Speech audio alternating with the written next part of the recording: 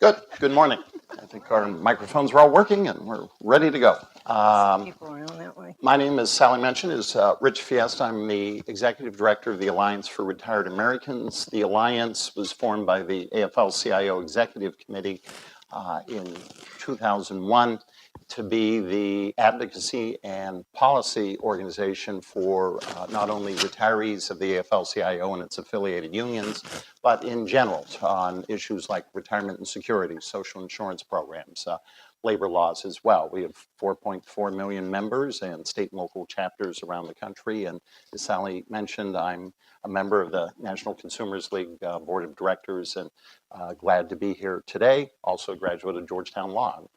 Glad that Alma Mater is hosting this as well. My connection to the FLSA is that in the mid-1980s, I was counsel to the then U.S. House Subcommittee on Labor Standards, which had legislative jurisdiction over the FLSA, and it was a time in particular of the 1985 amendments, which extended the FLSA to state and local workers after the Supreme Court 1985 decision in Garcia versus San Antonio Metropolitan Transit Authority, or SAMTA, as some people call it, which was a large expansion of the act that actually had overruled, the court did, of a previous case in the 70s that did not extend jurisdiction. So FLSA 80 years out is still expanding, changing, gaps, loopholes, and we'll talk about that as the day goes on. Anyone who came late, I've been asked to say there is CLE credit and to check at the registration desk with your barcode on your name tag in that area as well. So done the due diligence. So today we have a terrific panel of scholars and practitioners in Fair Labor Standards area. We're going to talk about how we got to the Act, how it's created, how it was first defended, and set the stage for the rest of the day. Sitting to my right is Kirsten Downey, former Washington Post reporter, but best known for her very good biography of Frances Perkins, who was, of course, Secretary of Labor of the United States. Before that was with then Governor Roosevelt in New York, and had been an advocate in labor in a number of areas for quite some time. Next to her is Lynne Reinhart, who is the General Counsel of the AFL-CIO, also a graduate of Georgetown Law, so mention that. And Lynne has been involved in labor and labor areas during her career. She worked for the U.S. Senate Labor Committee for a number of years as well before coming to the AFL-CIO. Well, next to Lynne is Professor Ruben Garcia of the William Boyd Law School at the University of Nevada, Las Vegas, where he is the co-director of the Workplace Law Program. Professor Garcia has practiced labor law, union-side labor law, before his academic career, and more importantly for today, he's also a Board of Directors member of the American Constitution Society. Next to Professor Garcia is Marlene Tressman, who, there she is, exactly, who's done a great thing. She's a lawyer turned author, thank you, and has written a wonderful biography of Bessie Margolin, who was a longtime Department of Labor lawyer, who was very important in the early years after the act of defending it and dealing with legal issues as well with it. And further at the end is Professor Robin Muncy of the University of Maryland, who has written a lot about reform and progressivism in the early 20th century. Her book, Creating a Feminine Dominion, American Reform, 1890 to 1935, covers the area leading up to the FLSA with people like Frances Perkins and Florence Kelley as well. She's also written a biography of Josephine Roach, who was a post-war lawyer, very important in the labor area, especially regarding the United Mine Workers, for example, as well. So with this great panel, let's continue. The 1937-38 was the passage. Congress considered this law. It was controversial. It did not show up overnight like a mushroom and did not parachute from the sky one afternoon in 1938. There was a lot of history and context before that, going back to the 19th century. So what happened pre-New Deal, pre-37, 38? Agitation, as Sally mentioned, for fair labor standards. The act gave us wage and hour laws. It addressed child labor. And I think most importantly, in some ways, an administrative law, for the first time, the federal government mandated that private employers, without a government contract hook, keep records so that compliance could be ensured. So it did quite a number of things in 1938, but how did we get there? Kirsten, Frances Perkins seemed to have had a role in this. Well, hi, I'm Kirsten Downey. I come at this from two different angles. I was a longtime reporter at the Washington Post, where I wrote a lot about employment issues, and I had a column called On the Job, where people could write to me about their workplace problems, and I heard a lot about a lot of bad things that were going on. Not surprisingly, to sort of understand the context to this, I investigated a lot of the labor legislation we have, and came around to the recognition that there was really this phenomenal person named Frances Perkins, the most successful social progressive in American history, who was responsible for almost all of what we consider the New Deal. She's responsible for Social Security. The Fair Labor Standards Act wouldn't have happened without her. And for that matter, the Fair Labor Standards Act wouldn't have happened without the National Consumers League, because that's how far it went back.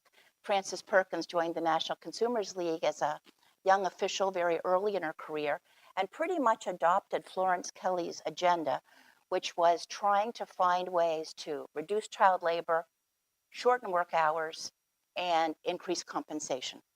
The way they spent 60 years basically on this effort. For Frances Perkins, we first see her active on this issue in 1907. The Fair Labor Standards Act passes in 1938. She's in the middle of every battle for the 30 years. And for the most part, it's so difficult to get any federal legislation at all passed in these areas that they do it very incrementally, going state by state. And the thing I think that Frances Perkins is most known for from the very beginning is doing her best to get workers as much as they could get at every opportunity that she had. In fact, they sort of called her the half a loaf girl.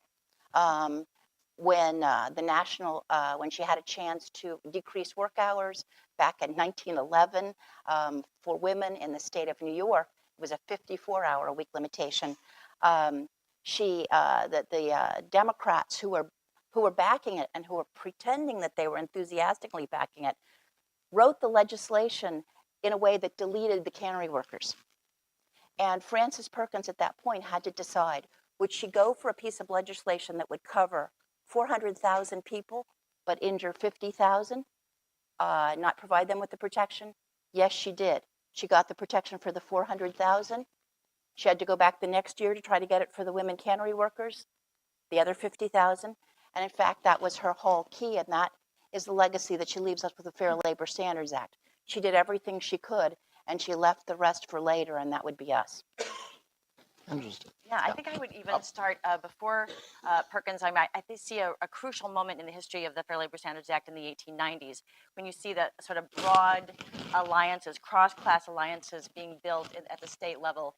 And I'm thinking of Illinois because of Florence Kelley, in fact, in Illinois in the early 1890s, when a bunch of middle-class women and their organizations and their social settlements, and this is pre-NCL, actually, they begin to make alliances with the labor movement in Illinois, and together they lobbied the state legislature in Illinois to get, these were hours laws and anti-child labor laws and factory safety laws, which Florence Kelley then became the factory inspector for.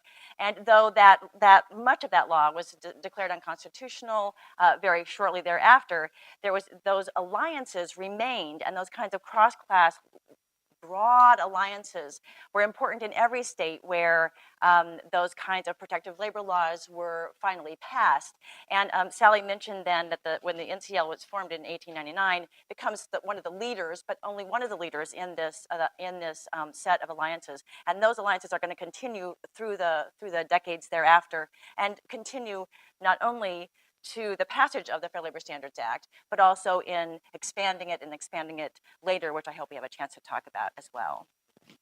Sure. And I'm Yeah. afraid I'm going to have to go back even further to Right ahead. January 1865, the passage of the 13th Amendment, which barred slavery and involuntary servitude within the United States. I'm part of a group called the 13th Amendment Project that is an interdisciplinary group trying to find the antecedents to the Fair Labor Standards Act, minimum wage, overtime, labor organizing, the minimum floor for labor standards. I think historically you can see elements of that in the Freedmen's Bureau in terms of setting of wages and contract regulation of labor.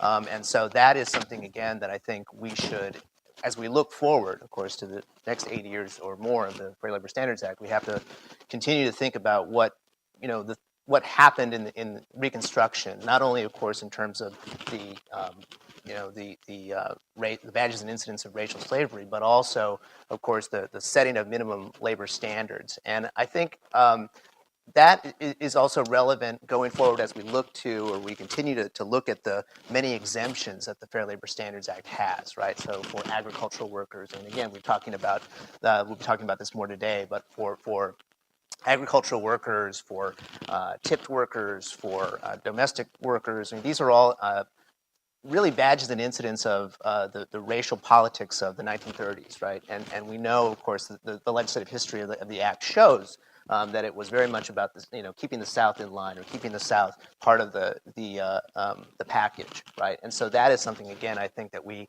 have to keep looking toward. Dealing with those exemptions. I call them margins in a book that I wrote that's right over there, marginal workers, and I call them the margins in the law that workers fall through, right? And I think the challenge for the next century is going to be, how do we fill these gaps? What ways do we fill those gaps? We fill them through constitutional principles, international human rights principles. These are all the things I think that the future of the FLSA really, calls us to look to. Yes, all the way back. In fact, there was a federal 8-hour law in 1868 that was actually passed over the President Johnson, the first President Johnson, veto that applied to shipyard workers, most federal workers on the federal payroll, like the Brooklyn and Philadelphia naval shipyards, that had the word prevailing wage in it, for example. But what the feds did is there were 10 hours a day, 8-hour day, they just cut everybody's wages 20%. So not so good. But there are antecedents going back, 80 years before, the 80 years after where we are today. This case, Mueller versus Oregon, we hear a lot about that. Who wants to talk about that? Sure, I'm glad to talk about that. That is a case that was brought by the National Consumers League with Brandeis, of course, at the person arguing it, but Josephine Goldmark, the person who put together the famous Brandeis brief, which was argued in 1908 before the Supreme Court. And it was a case, it was a maximum hours law in Oregon that was strictly for women, went strictly to women. It was a single-sex maximum hours law. And the brief argued that it would be, even though in Lochner in 1905, the Supreme Court had said that states could not set hours for most men, the brief argued that women had a special role in society and special disabilities in the labor market. That meant that the state could, in fact, regulate their hours, even though the state could not regulate men's hours. And the Supreme Court went along with that. So that in 1908, the Supreme Court ruled, in response to the Mueller case, that single-sex maximum hours laws were constitutional. And within a few years, I mean, Sally mentioned this in her introductory remarks, Bunting in 1917, actually, another case brought by the NCL, in that case, the Supreme Court actually then did say, oh yeah, okay, well, it is all right if the states regulate maximum hours for men as well. That case has an odd effect. It kind of lands and then makes no noise. It's one of those, it's a tree falling in the woods and nobody to hear it for some reason. But we get on the books, thanks to the NCL in 1908 and then 1917, Supreme Court decisions that say that it's all right for states to regulate maximum hours. However, there continue to be all kinds of, as I'm sure pretty much everybody in this room would know, a lot of controversy over minimum wages, and even the labor movement wasn't supportive of minimum wage laws. And so that minimum wage laws turned out to be much more controversial than maximum hours laws. Child labor, too, was a part of some of the early advocacy at the state levels, and in the beginning, in a lot of those early laws, state laws, child labor regulation is a part of maximum hours law and factory safety laws and that kind of thing. And then child labor begins to kind of split apart and take its own path, because there are attempts in teens, especially during World War I, there are attempts to get federal laws to regulate child labor, and there are a couple of big tries by women in the Children's Bureau to get that done, and the Supreme Court declares all 2 of them, declares them unconstitutional, and that's why the labor movement and women in the Children's Bureau and social settlements and the NCL try then to get a child labor amendment. And what the child labor amendment was supposed to be about was just giving Congress the power to regulate child labor, and that passes through Congress in 1924, but then is never ratified. Turns out, at least so far, it seems not to have been necessary. But it's interesting how the branches of these protective labor laws sometimes converge and sometimes diverge. Lynn. Rich, I'd like to just jump in and pick up on something that Robin said about the fact that organized labor was not altogether behind passage of the Fair Labor Standards Act.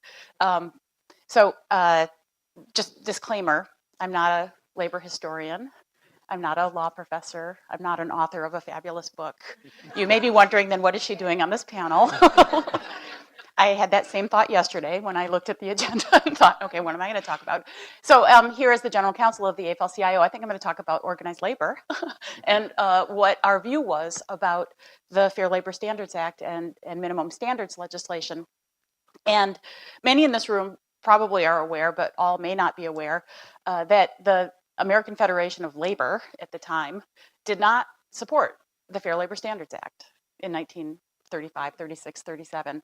And thinking about that now in the year 2018, after the labor movement has been front and center, pushing for, advocating for increases in the minimum wage, expansion of the minimum wage, pushing back against curtailment of the minimum wage for decades, it's a little bit surprising to go back to 1935 and think, well, the AFL didn't support the Fair Labor Standards Act. What's that about?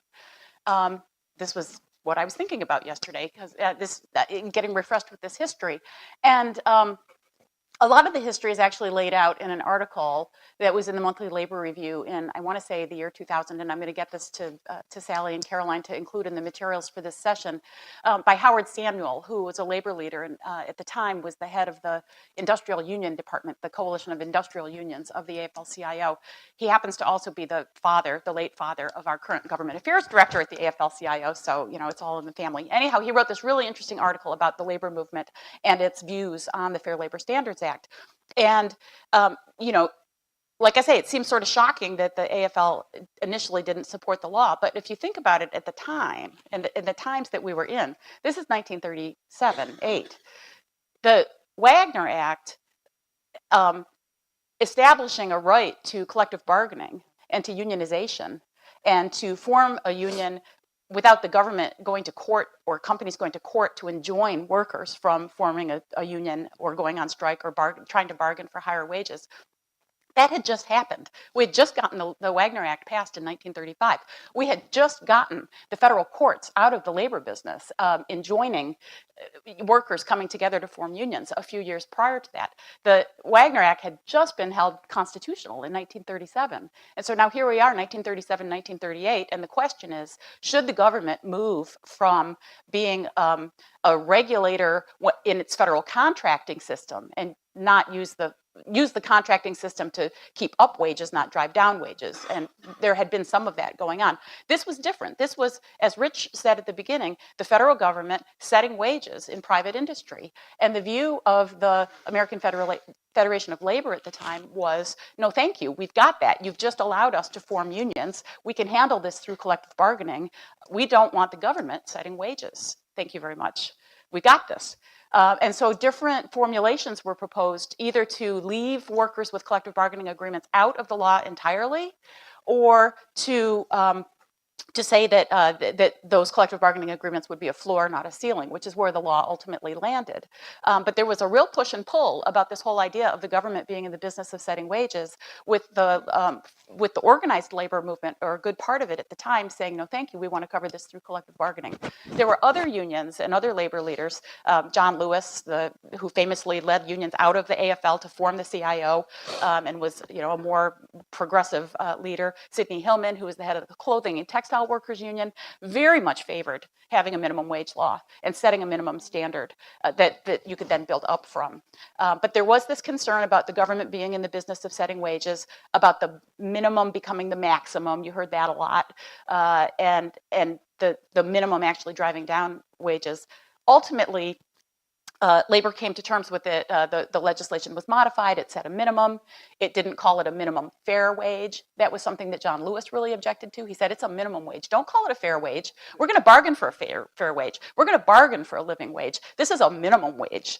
And that all got worked out. And so we have the Fair Labor Standards Act. Labor did support it. And as I say, labor has supported it strongly ever since. In fact, when John Sweeney got elected president of the AFL-CIO in 1995, he wrote a book called America Needs a Raise, and advocated for a raise in the minimum wage. So, this tension between, do you set minimum standards or do you achieve it through collective bargaining? The answer has ultimately turned out to be yes, both. And that's where we are today. So. And I mean, all that's completely accurate. I just wanted to add, of course, that the FLSA probably wouldn't have happened had it not been for the change that the Norris-LaGuardia Act of 1932 and the National Labor Relations Act of 1935 really made, from the Wild West of laissez-faire. The employer can do whatever they want at the federal level, of course, with some state exceptions, right? But this was the watershed, groundwork, I think, for the FLSA really was the NLRA, because it really changed the dynamic forever in terms of the government's role in regulating the economy, and also the power that workers have vis-a-vis the employers. So I think it really would have happened that way. Yeah, and I think I would also emphasize, even though the AFL was opposed to the minimum wage part of the FLSA, I would still say that there was no way that the FLSA would have passed without the support of organized labor. And the CIO was so important, and the women's unions, the women-dominated unions, were really important. And eventually, the AFL did come on board, and it was really just, as I understand it, I may have this wrong, so I understand it was really the minimum wage part that they opposed, that the maximum hours part, then the anti-child labor part. AFL was even on board for. That's absolutely right. So yeah. it's just a teeny part that they fought over. So I think that the importance of social movements, the importance of organized labor in creating the law in the first place, and then, as you say, expanding it later is absolutely central. Frances Perkins didn't think it was the National Labor Relations Act that had anything to do with it. She really thought it was the National Industrial Recovery Act that happened before that employers had voluntarily signed up in trade associations during the Depression to basically set aside antitrust laws. They set, and in agreement to get permission to set aside antitrust laws, they said that they would establish other criteria that were a lot more worker friendly. And so corporations on their own in the early 30s set minimum wages, they set limitations on work hours, and they began banning child labor. Well, the Supreme Court, the almost always conservative Supreme Court, set the National Recovery Administration aside, overturned it, but it meant that all over America, companies had voluntarily agreed to a minimum wage and to cut their hours and to ban child labor. It was very hard for them to say, I know we've been doing that, but now we don't want to do it anymore. In fact, they had imposed it on themselves.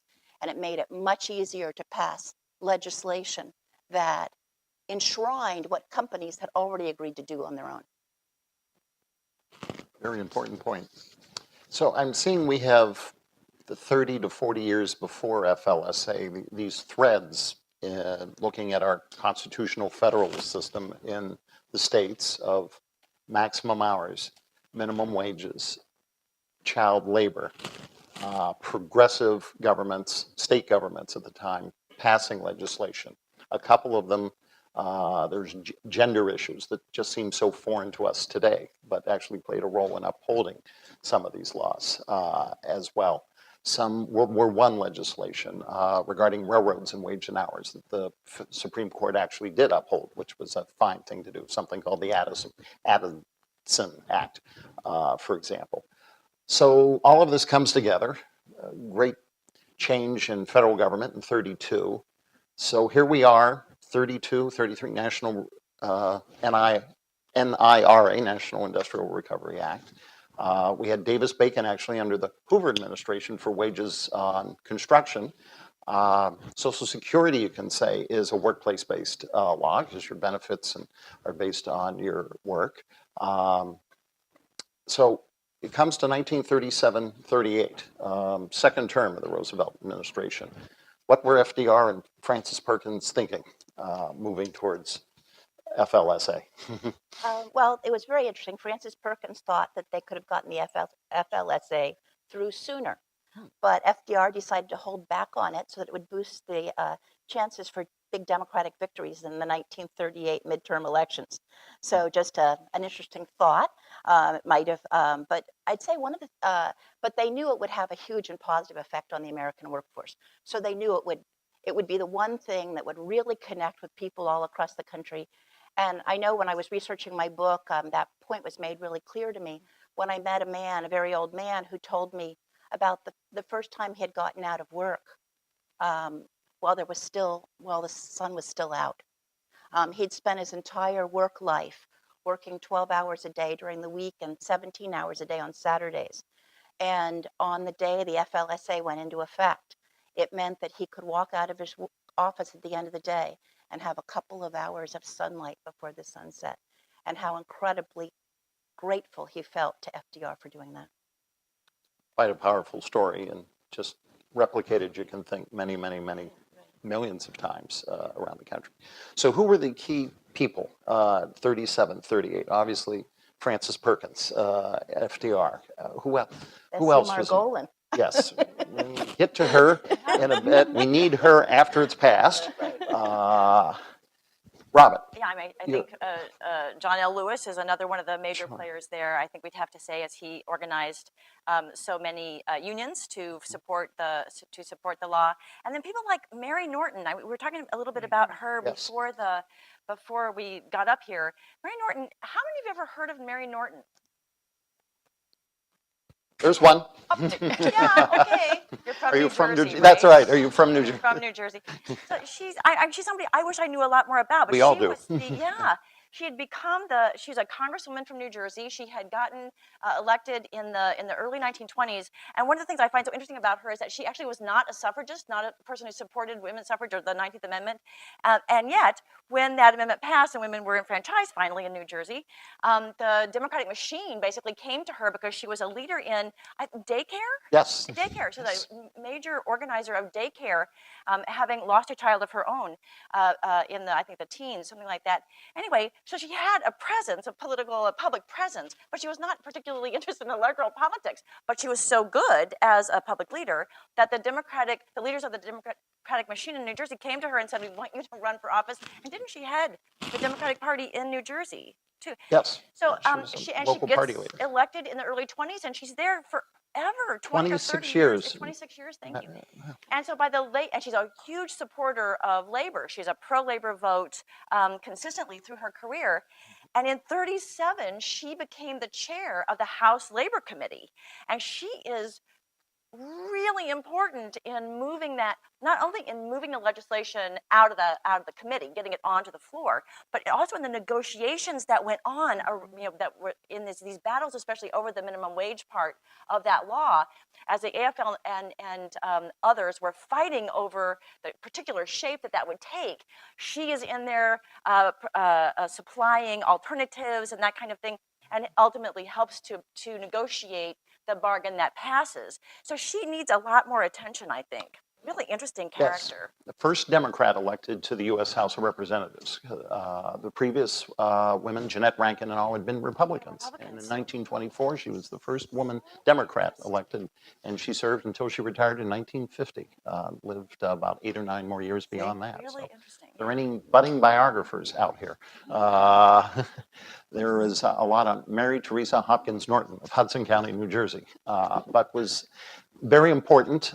This was not an easy bill to get through Congress. In the day, much unlike today, the Rules Committee was not controlled by the Speaker. It was on its own, and it refused at times, even though a New Yorker, a conservative New Yorker, was the chair, and refused to bring it to the floor in 37. And they used a rarely used thing today called a discharge petition, where 218 members have to sign saying we want this bill brought to the floor. And the first attempt to get it on the floor came through this discharge petition. And then Congress, because the Southern Democrats in particular were upset at a 40-cent minimum wage, the law later came out at 25%, thought this was too much, so they voted to send it back to committee, to Mary Norton's committee, where a lot of this back and forth went on whether or not we're going to have a minimum wage or wage boards like the NIRA. And then a second discharge petition, finally in 38, got it out to the floor. It's just using procedures that are very rarely used, almost never used today. But this was not a slam dunk, as it were, in spite of all this other previous New Deal legislation before it, because this was for the time, a radical change of the government setting standards in private industry without the hook of a government contract or some sort of government direct work in it as well. Can I just Yeah. jump in on that, just to say that this whole issue of whether or not it was wage boards who could go out and set wages in a particular industry, or a set across the board minimum wage to be enforced by an administrator, David Weil, 40 cents, was a really key issue at the time the Fair Labor Standards Act was adopted. And the fact that it ultimately was an across the board 40% minimum, 40 cent minimum, not 40% minimum, 40 cent minimum, enforced by an administrator and not wage boards who could, take it up or down and scrutinize collective bargaining agreements and all of that, was a really key reform that led the AFL to support the legislation and the CIO to support the legislation and other labor leaders to support the legislation, which kind of unlocked the hold that some other members of Congress had on it and allowed the law to pass and get in the books. And just one other comment is that on your comments about Mary Norton and the hearings and the whole debate in the committee, it's really striking when you go back and read some of those committee hearings and the testimony at the time. It's pages and pages and pages and pages of back and forth and Q&A with the different witnesses who came before the committee. Very deep, very substantive, and contrasting that to how hearings go in Congress today is just sort of interesting. Yeah. They aren't people reading press releases into the microphone like today. It's not the I guess. kabuki. Yeah, it's not the kabuki thing you see today. It was deep and real. With a lot of economic data behind it too. An achievement for the New Deal for workers. How much of the American economy did this law affect? Much? Not a lot? I've read maybe only 20% of the workforce. Ruben, if you Well, have any again, I thoughts on think, that. as I said earlier, I mean, it exempted large portions of the economy at the time, like agricultural workers and domestic workers. And so I think that it's hard to know exactly what the percentage was at the time. As we know, I mean, the coverage or the way it was designed was broadly in favor of coverage. Was broadly in favor of most people are going to be considered employees, and I think it's still the case today. And so I think that again, in terms of the impact on commerce, obviously that had to wait for the switch in time that saved 9. The decision in the West Coast Hotel versus Parish case in 1987 that held the act, the broad conception of commerce. So again, at the time, probably because of the narrowed conception of what the Congress thought of as commerce, they probably didn't conceive of it as perhaps covering as many workers as it ultimately did. But clearly, even though we have broad commerce coverage today, there are still pockets of the economy that aren't covered by the act, and again, in terms of some states where you don't have even a state minimum wage, like South Carolina, Mississippi, Alabama, Louisiana, Tennessee, don't have state minimum wage laws, right? So it was very much created, I think, as even in its broad sort of commerce coverage is having a lot of gaps and a bit of a patchwork in terms of what it ultimately ended up. 11 million people were covered, 300,000 were exempted. 11 million covered, 300,000 exempted domestic workers, farm workers, sadly exempted. I'd like Remains to be, fully fixed. And at that time, state and local workers too. I'd like to Yeah. jump in at this Sure. point, and I apologize to those of you around the corner. If you want to move over, you might see us. I can't see you over there. But the piece I bring to this distinguished panel is the enforcement of once the law was passed, and the lesson that no law will ever be any stronger than the extent to which it's enforced. So when Bessie Margolin joined the Labor Department, or the Wage and Hour Administration for the General Counsel's Office in 1939, March of 1939, Frances Perkins was waiting to put teeth into this wonderful law. And Bessie Margolin, I'll digress sort of, but it's very pertinent, had come from the Tennessee Valley Authority, a New Deal cornerstone where Congress had just realized FDR's vision of supplying electricity to the Tennessee Valley's most impoverished residents. And it was there that this amazing, and I say audacious lawyer, who was one of America's 2% of women lawyers at a time when women were discouraged, if not outright prevented from practicing law as men were, she brought with her these notions of social justice that the New Deal had. And she was completely cognizant of how many people were left out of the Fair Labor Standards Act, which she was on the staff to enforce. But she considered it a first step. It was a first step in the right direction. In addition to the exclusions or exemptions for the agricultural and domestic workers, there were other carve-outs for railroad workers and all sorts of things. But she was a New Dealer. And like many of you, especially those from the Labor Department who have the law that's passed and have that to enforce, they brought with it this sense of social justice and the true humanitarian purposes and remedial purposes that Congress intended. And that was what they brought to this act. I'll just tell you for a moment, because I bet most of you, if you didn't know who Mary Norton was, you've never heard of Bessie Margolin.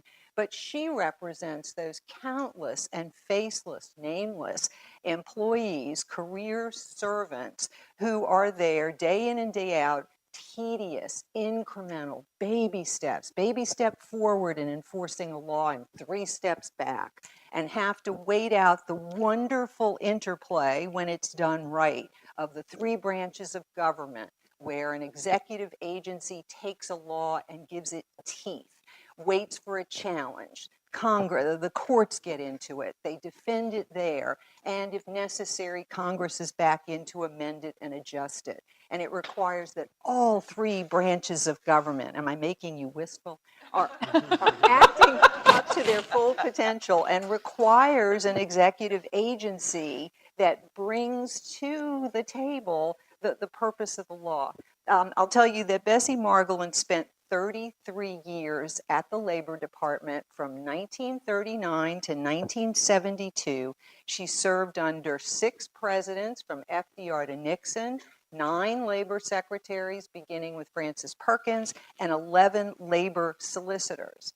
Most importantly, as first a senior attorney, and in fact, she had to convince Calvert Magruder, the first general counsel to the Wage and Hour Administration, that she was worth the $5,600 a year she wanted coming from the TVA as a constitutional litigator, because he believed that was an awful lot for a girl. And she ended up taking a lateral move at $5,000. Which is also part of the history of the workers who were behind the Fair Labor Standards Act. She argued 24 times at the Supreme Court, making her one of only 3 women in the 20th century to do so. She prevailed in 21 of the cases for which she argued, and they all dealt with the Fair Labor Standards Act or one of the peripheral, Davis-Bacon and some of the other, but all to protect America's workers. It's that vision and that the tedium. She was there as every aspect of this law was challenged, from Darby And in fact, within her first year on the job, she was sent down to the Fifth Circuit to participate in a federal judges conference. Fifth Circuit Judge Rufus Foster. They were looking at this case, Cotton Mills versus Administrator, which was challenging the constitutionality of the minimum wage set for textile workers, which was then 32.5 cents an hour. And Bessie was brought in, as junior as she was, because A, Rufus Foster had presided over one of the cases that went to the Supreme Court successfully for the TVA. Rufus Foster had been dean of Tulane Law School, where Bessie was civil law review editor, and she knew how to fashion briefs in cases bound for the Supreme Court from her work at the TVA with the same kind of social justice. So she brings to bear both the nobility of the work of the public service that is necessary in putting the teeth in these laws, and how important it is for all branches of government to get on the same page, and especially for the agency that's entrusted with enforcing a vital piece of social legislation to bring to bear all that Congress intended. So I'll stop for now and jump in. Keep going. Yeah. I wish Lynne. Bessie Margolin was around today to defend the Fair Labor Standards Act before the judiciary, which according to today's New York Times is being filled by nominees who are being vetted for their commitment to tearing down the administrative state. We need Bessie Margolin today. Yeah.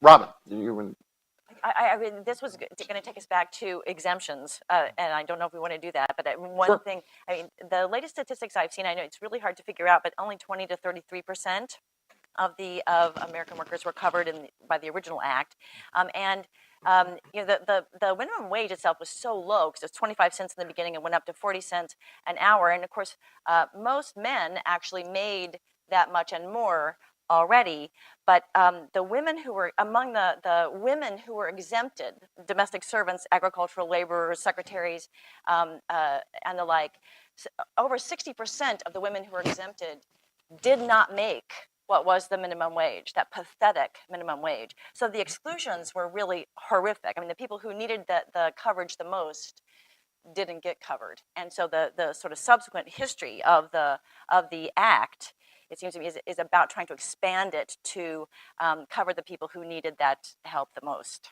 And restrict exemptions as well. Exactly. And that was a large part of what Bessie was doing with the retail establishment exemption to make sure, and it was her first Supreme Court argument that set the stage under Phillips v. Walling, that exemptions were to be narrowly construed. So it was, you know, that kind of incremental basis that the lawyers at working with the investigators, trying to make sure that both the coverage was as broad and the exemptions were as narrow as Congress intended. I'd say the biggest single disappointment with the Fair Labor Standards Act is that they didn't achieve what they had really hoped to get, which was a living wage. And of course, that still bedevils us today, and that it was never adequately adjusted for inflation. And we've just seen that play out again and again in recent years. And there have been attempts, as the minimum wage has been raised through the years, to add an inflation adjustment, much like we did in the 70s for Social Security, but Congress has not seen fit to do that, and yet we're stuck with minimum wages that are far below even a poverty level if you're working full-time, Well, that's where, you know, one of the provisions in the Fair Labor Standards Act that has served as a model for other labor legislation really comes into play and is so important, which is that the federal Fair Labor Standards Act is a floor, very explicitly a floor, not a ceiling, and it very explicitly authorizes states and cities to go beyond and set more protective and better wages than the federal government sets. And that's turned out to be a really good thing because we're so stuck here in Washington at such a pitiful minimum wage level. And a lot of other laws have adopted that, establishing labor standards as a floor and letting cities and states go up from there. OSHA, Family and Medical Leave Act, so on and so forth. And I think and it's interesting, as I understand it, very little happened in the way of state or particularly local increases in the minimum wage beyond where the federal level was set for a long period of time. But really, in the last 20, 30 years, we've seen an explosion of activity, especially at the local level, but also at the state level, to get closer to the living wage that Kirsten just mentioned. And some really interesting innovations have come along with that, where cities and states, mostly cities, have adopted closer to a living wage and then have added other things on to build out the protections for workers. And so in a number of cities around the country, they've established a living wage, but they also add on that workers on service contracts, when they turn over, get to keep their jobs, worker retention provisions, or they add on that employers also have to provide some paid sick days, or they add on that employers have to be neutral when their workers are trying to form a union, and so forth. And I just think it's kind of interesting because, going back to what I said at the beginning about the American Federation of Labor in relation to the Fair Labor Standards Act, saying basically, don't set a minimum wage. We've got that through collective bargaining, and this tension between what you can achieve through collective bargaining and what you can achieve through labor standards legislation. In the cities, you're seeing that kind of get married together so that it's an ordinance that does both. It builds minimum wages, but then it also builds worker power through some of these other measures that promote collective action and collective bargaining. And the last point I'll make on this is that because it's been so successful and effective, it has been challenged. And the business community doesn't particularly like these progressive ordinances at the local level, and have moved to challenge them on their own, but increasingly in states have moved to preempt cities from being able to even go in this area to adopt higher minimum wages and other labor protective legislation.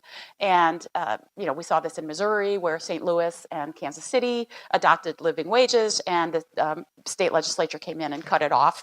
We saw this in several other states. And so with success comes a counter reaction and a pushback. We've got that push and pull going on. In Alabama, as you mentioned, no state minimum wage, but the city of Birmingham set a minimum wage that was attempting to be, a living wage that was going to cover 40,000 people, and the state came in and cut it off. And interestingly, there's a lawsuit against that, saying that the all-white majority of the legislature that repealed a wage increase for 40,000 largely African-American people in Birmingham, Alabama, violated their constitutional rights. And I don't know if somebody here knows the status of that lawsuit, but I just was so thrilled to see the pushback, because it was such a obnoxious move to take a pay increase away from these well-deserving workers. So. Right, and again, Ruben, then the local is going to be incredibly important now, and as Lynn was saying, those. I was proud to be part of the Los Angeles Alliance for the New Economy, a legal team that created the living wage ordinance in Los Angeles, which was, set to service contracts, like the service contract, the Walsh-Healy Act. But that spread, of course, through, it was not tied explicitly to doing business with the city, right? And so obviously that was a big movement in the 90s that has continued. And as Lynn was saying, the reaction to that, at the state level has been met, I think, with a very intriguing coalition of civil rights and labor kind of arguments sort of coming together in Alabama and in other places. So I too am looking, following that lawsuit carefully. But again, I think we have to remember, as important as the FLSA was, how much it left, as Lynn was saying, to the states or to the employer, right? So no sick leave, no paid break time, no vacation time, right? Just all the things that, as important as what it did, still left, unsaid about the employer-employee relationship, and obviously, states have had to fill in that gap, in many different ways. Yeah, just sort of a hopeful note there, maybe, it is that. Please. Yeah. Because the way I see the way that the FLSA emerged in the first place is that there's decades and decades of activity and struggle at the local and state levels, right? And there are strides made, and then they're forced back, and then you rearrange things and you try again. And that's happening all the way up to the 1930s at the state level.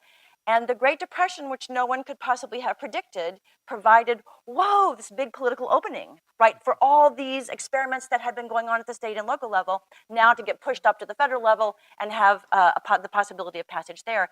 And we never know when that opening is going to come for us at the federal level, it seems to me. And so even when it's nothing but struggle at the local level, and we're losing almost as much as we're winning, keeping that stuff alive is what it's about, because we never know when the big opening is going to come.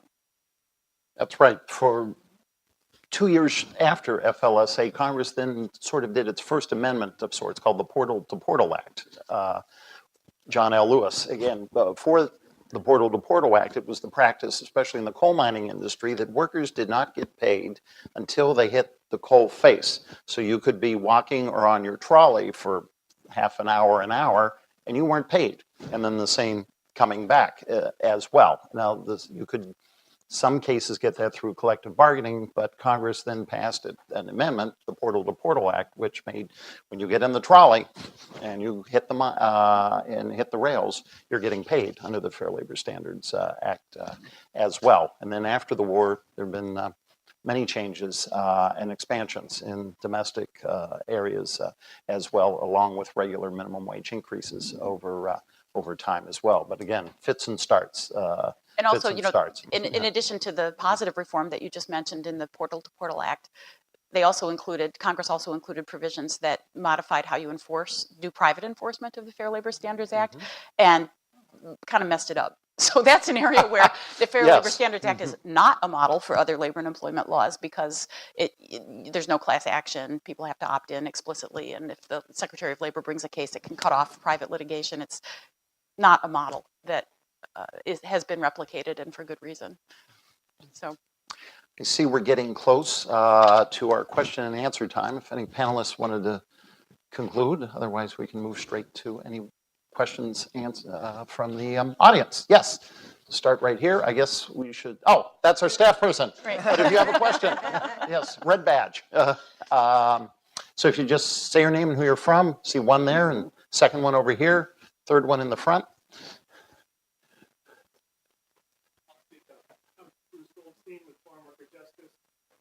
My question is about the enforcement during the first, say, 20 years after the passage.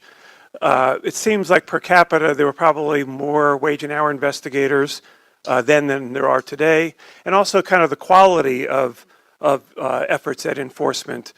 There was contingent labor arrangements where employers were trying to escape the minimum wage and overtime back then, and there were successful efforts in the Supreme Court to limit that. I wonder about your perception of the enforcement in the first 20, 25 years.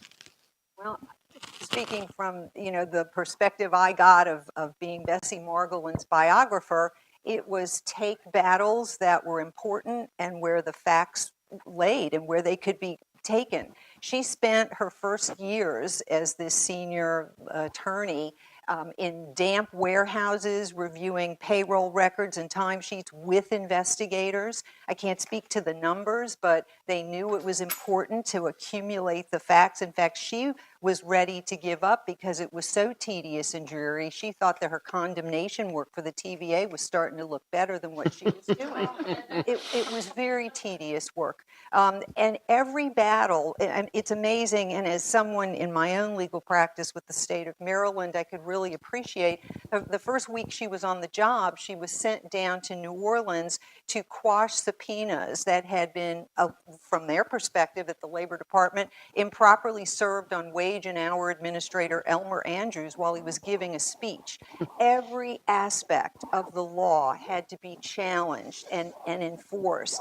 And I think it gives great hope for those who work in the trenches of keeping the long view, of not taking the district court's adverse decision as the end of the road, but developing the case with the investigators, with the people who were issuing the administrative bulletins, the interpretive bulletins, and taking that long view, waiting for the right moment. The one other thing I'll talk about is Bessie developed what seems common sense, but it was landmark at the time. She issued over her tenure some 200, 250, what she called, there was sort of letters of advice, these interpretive memos, I'm blanking on the name, and each one was to make sure that all of the lawyers within the DC office and all the regional attorneys were kept apprised of the latest developments in the circuit courts, and by 1945, she had argued in Fair Labor Standards Act cases in every circuit court in the country, that everybody was kept apprised of the latest developments, the latest definitions, and to what the cases should look like, that they should be looking for to take up, knowing that the courts would only take baby steps, making sure that leaps weren't too big. So it was both passionate but conservative. That's what enforcement was like, and it struck me as sort of a wonderful, okay, stick with it for those who have long-term careers in enforcing statutes. Once the constitutionality was defended and upheld in Opp and Darby, it was the rubber met the road on every facet. Injunctions, making sure that judges actually issued injunctions when they found a violation. Bessie took that as a real personal battle, because without the injunction, a second violation meant that the Labor Department couldn't get the contempt order, which was their mechanism for getting back pay and wages. And it was that. It wasn't the grandiose, big, issues. It was bringing dignity and excellence in the law in achieving those very tiny steps forward. That's what it was like for her 33 years. And I'll just give a shout out, since it's also the 55th anniversary of the Equal Pay Act, which when that passed fell to Bessie Margolin as well to oversee. They did it with all of the experience they had garnered from the Fair Labor Standards Act and the same long view, picking the right cases. And by the time she retired, she had overseen the filing of 300 Equal Pay Act suits in 40 states, recovering millions of dollars for thousands of employees, and earning the title of the nation's #1 fighter for equal pay for women. It's tedious work, but it's important work. It's an important perspective, especially, again, I was asked earlier, was it any more polarized then than it is today? And that's important evidence to say that it was very polarizing even then, right? And I think it's really critical to remember that, in the long view, right? And again, I think in the end, we have to remember the 1947 Act also, just like 1947 was the year that Taft-Hartley passed, and that was also kind of an attempt to kind of retrench, the progress that had been made, right? So who knows? I mean, it could get even more polarized, and we could see another, retrenchment in terms of. I mean, obviously, this legislation over the weekend, in terms of the tip, was a good step. But I mean, we have to remember there's always a possibility for backsliding as well, as far as legislation goes. In addition to what Marlene just explained very hard, was how painstaking the work was and how difficult it was. The people, Francis Perkins and the people at the Labor Department, got a terrible amount of public criticism because the newspaper industry did not want the National Labor Relations Act to pass. They mobilized to fight the National Labor Relations Act and wage and hour legislation. So what you had is reporters having to make the decision whether they would suck up to their bosses or try to report dispassionately on what was happening in the cases. And sad to say, a lot of reporters in the Depression were very eager to curry favor with their bosses. So even when they were personally very grateful for work that was being done at the Labor Department, what you'd see in press was criticism of how bureaucratic it was, how much it was interfering with the rights of business. The First Amendment, because the newspapers took the position that applying the Fair Labor Standards Act to the newspaper business, it was a case Bessie won at the Sixth Circuit in 1943, violated the First Amendment.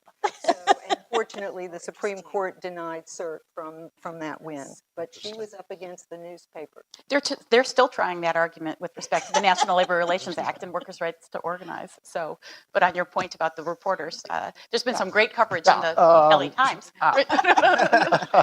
Yeah, recently unionized. LA Times. Hello. Yeah. My Sure. name is Reva Rubenstein. I'm here as a private citizen. On the question of maximum hours and the hours that people could work, the portal-to-portal thing was, of course, the landmark issue, but there were split shifts for telephone workers. You'd come in the morning and then you had to come back at night. If you were a subway worker, you before the Transport Workers Union was organized, you worked in the morning and then you you didn't get laid off. You were off for like 5 or 6 hours before the rush hour, and then you were back again. And there was no remedy for that, or was there in the Fair Labor Standards Act? One other comment I have to make. I have to tell you that $5,600 in the 30s was a hell of a lot of money. She only got 5,000. Just saying. Anyway, thank you. But that's what the men were earning, and so the point was whether she was entitled to the same. But just on that, again, the FLSA applies to more than 40 hours in a work week, but states can have rules in terms of having more than 8 hours in a day and a work day. And so, again, the importance of state and local kind of innovations to fill in the gaps that the FLSA doesn't. Not to show off that I did read my morning newspapers before I came here this morning, but there's a really interesting article about how the Gap has found, they did this study, and they've found that giving employees scheduling advance notice of scheduling and set schedules and not split shifts, but actually a regular day improves productivity. Surprise. Yes. And they're thinking of expanding it. Sure. Yeah. Rob. Yeah, I think the question of maximum hours and the way that it was structured in the FLSA is really important because it did not, one of the things that it still does not do is to forbid an employer from requiring overtime. So I mean, what the law, I mean, so mandatory overtime is absolutely legal, and that worked. So the law simply to discourage it requires an employer to pay time and a half after 40 hours. But the employer can say a condition of your employment is that you work 60 hours. I'm just going to pay you more when it's past 40. And that worked to such a disadvantage of women because so many women had domestic responsibilities and especially childcare responsibilities. And so if the employer came in and said at 5 o'clock, I'm going to have to keep you till 8, she has to lose her job because her kid will be on the curb at 6. So the way that's mandatory overtime is something I think we really need to talk about. I mean, it's deeply inhumane in my view, and it's certainly anti-family, and has worked to such a disadvantage for women because there are so many jobs that women just couldn't take because of mandatory overtime. And there's a big fight, among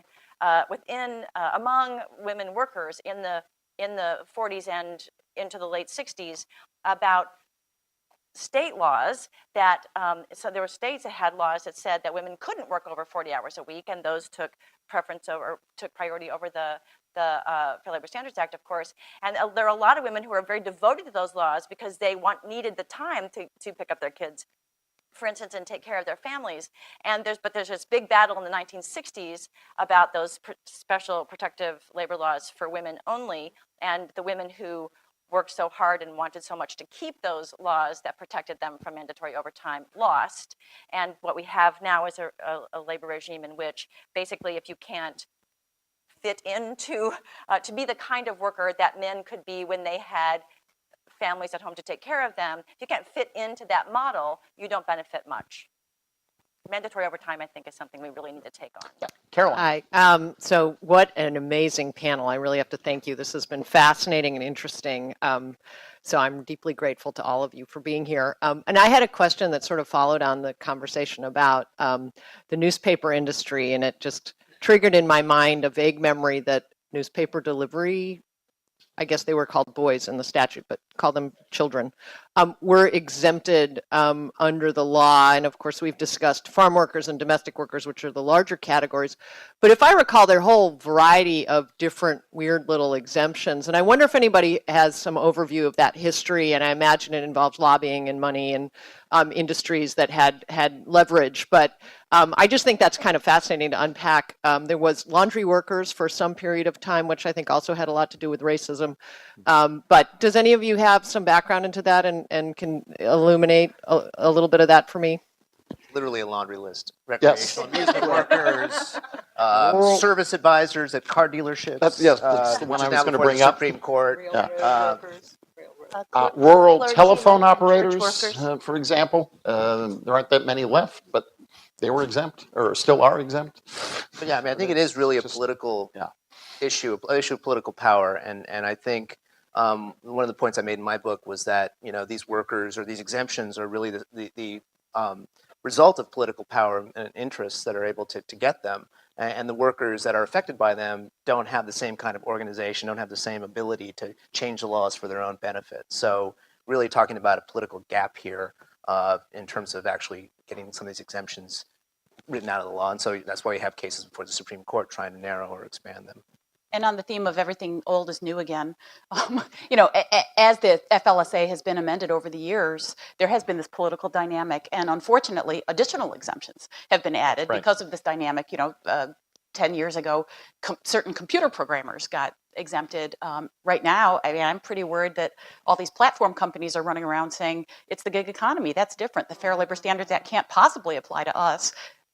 We totally disagree. We think that there's clear coverage there, but the power dynamic that has led is continuing to lead to workers being excluded from this all important law continues to this day. I think time for, yes, in the front, Debbie. Lynn, thank you for your description of the AFL-CIO's concerns, but I wanted to ask a question that would tease out, Robin, what you mentioned about the needle trade support for wage and hour legislation. I think it is important to understand how Sidney Hillman saw, because of the structure of the contracting and subcontracting going on in the needle trades in the 10s and the 20s, how he saw both collective bargaining and establishing a floor for minimum wage and hours as important for protections there, because I think it is relevant to the contracting and subcontracting going on today. So if you could talk a little bit more about that alliance,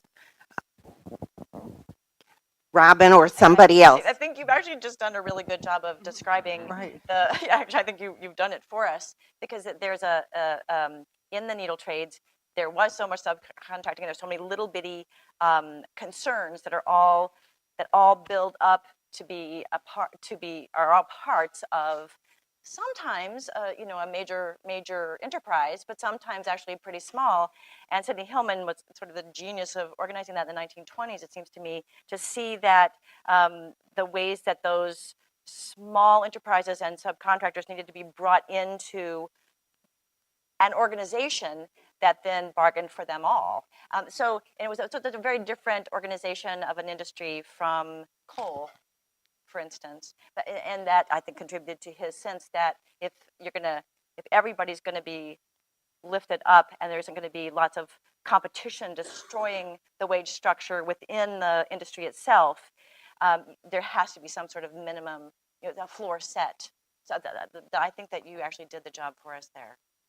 And I would just add to that, and we're not going to have time to talk about this, but two other words that were an innovation in the Fair Labor Standards Act that gave great power to what Sidney Hillman was trying to accomplish: hot cargo, and the ability of the government to basically take goods out of commerce if they were produced in violation of minimum wage and child labor laws. And that was very much about the needle industries and other really low wage industries. Very powerful, really fantastic, and scares the bejesus out of everybody. So we haven't seen it in any other law, right? Another innovation, like making private sector people keep records, that you could actually take something and exclude it from commerce. I have a question here before you give me the hook, Rich. I'm going to jump in with a question and just a comment. I think it's so critically important that all of you, with a couple of exceptions, but who've written books, about the history of these really important figures in labor history, which have helped guide me as a public interest advocate, how you get stuff done. If you haven't read, Ruben, I apologize, I haven't read your book. Lynn, I'm looking forward to your book.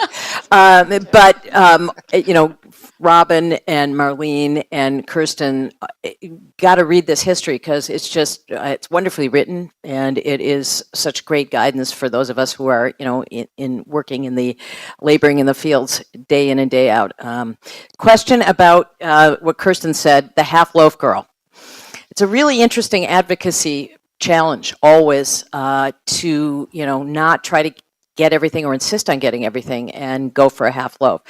In some cases it works, like Florence Kelley and Frances Perkins entering wedge when it came to including men under the maximum hours laws. But it hasn't worked out very well for agricultural workers, domestic workers, and a whole series of other exempted workers under the Fair Labor Standards Act. I may be opening up, you know, much too big a topic for the end of the panel, but I would love you to, as panel members, to talk about how we reflect on history and how we use that half a loaf concept to try to get our work done. I will say a word about that because the way, and this doesn't go to the half loaf from the 1930s point of view, but what happens later, because there are these major expansions in 61, 66, and 74, the coverage of the Fair Labor Standards Act, and agricultural laborers in great big enterprises were covered in the 1966 expansion, and the labor movement was absolutely crucial in that. They're the people who came and made all the arguments and did all the research and made that possible and argued in the context of the war on poverty, you want an anti-poverty measure, let's raise the minimum wage and expand its coverage. And they were successful in that and getting a whole slew. That's actually, it's a 66 expansion that also brought hotel and restaurant workers in under the coverage of the act, but also then created the tipped wage Differential. Differential, thank you very much, yeah. And then in 74, finally, domestic workers actually are brought under the coverage of the Fair Labor Standards Act. And the way that happened, what's so crucial here to me, is that the way that happened is organization, again, those broad alliances, cross-class organizations. In the case of the 74 expansion to domestic workers, which was really hard to get because homes were not imagined to be, by policymakers, work sites. You know, workplaces. There had been, you know, good cultural work done to separate homes from work sites, and so it's hard to get domestic workers covered by anything that's about imagining homes as workplaces.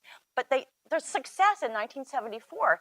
And the way that happened was that there's a group actually formed originally by the Women's Bureau in the Federal Department of Labor, the National Committee on Household Employment, which then organized that's a group of mostly middle-class women, a black feminist, Edith Barksdale Sloan, took it over in the late 1960s, and she then went about organizing domestic workers themselves in the Household Technicians of America. There's like 25,000 women organized into that group by the late 1960s, and that group then took the lead in reaching out to the labor movement. George Meany comes on board then in the early 1970s, the National Organization for Women, the National Women's Political Caucus, the National Federation of Business and Professional Women are on board. And this is a really broad coalition, and Shirley Chisholm becomes a major advocate in the Congress itself. She brings on then the Black Political Caucus, as well as most of, but not in the whole of the Women's Political Caucus. And they argue and argue and argue. They testify before Congress beginning in 1971, 72, and in 74 they win this remarkable expansion, really, although there are going to be exceptions the next year made that exclude home care workers, which needs a lot of attention now. But Just one last thing in response to what you said, Sally. I think there could be a lot done now about connecting homelessness to wages and a lot more public discussion of it. Everyone is affected by homelessness right now. And so many of the homeless people are actually employed, but employed at very low wages. And we're trying to spend a lot of money to fix the problem, and people are coming forward with new sums of money. But the problem isn't going to be fixed until wages rise. And I think that's something that should, a connection that could be drawn a lot more explicitly in editorials around the country. Just to close on that point, the PBS NewsHour last night did a segment on workers in Anaheim, California, many of whom have a union contract at the largest employer in Anaheim, the mouse himself, Disney, who cannot afford housing. And that the real living wage in Anaheim should be about $24 an hour. And even union contracts in the $15, $16 an hour do not make it. We're used an example of a 20-plus year employee living homeless at times with other people and the like there. So I know we have to go, but I want to thank this panel tremendously. I thought this was a good way to start the 80th anniversary. Thank you.